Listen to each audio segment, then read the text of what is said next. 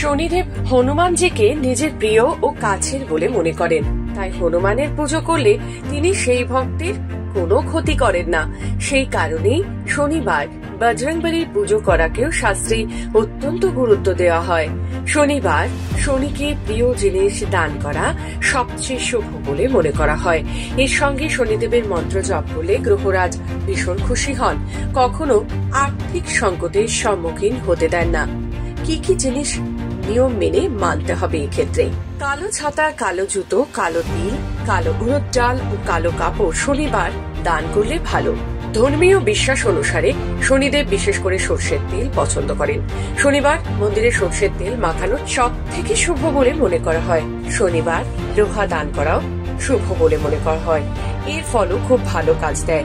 শনিবার শনি মন্দিরে লোহার ত্রিশূল দান করুন, অথবা ভগবান শিবের মন্দিরেও লোহার ত্রিশূল দান করতে পারেন। শনিবার বেউলির ডাল থেকে খিচুড়ি তৈরি করুন, শনি মন্দিরে নিয়ে যান, শনিদেবকে সেই খিচুড়ি ভোগ চড়ান, সেই খিচুড়ি ভিক্ষুকদের খাওয়ান। প্রতি শনিবার সুন্দরকাণ্ড পাঠ করুন, তুলসীর মালা তৈরি করে হনুমানজিকে অর্পণ করুন। শনির অবস্থা যাই হোক না কেন, আপনাকে গ্রহরাজ কষ্ট দেবেন না, উল্টে আপনার প্রতি সদয় হবে।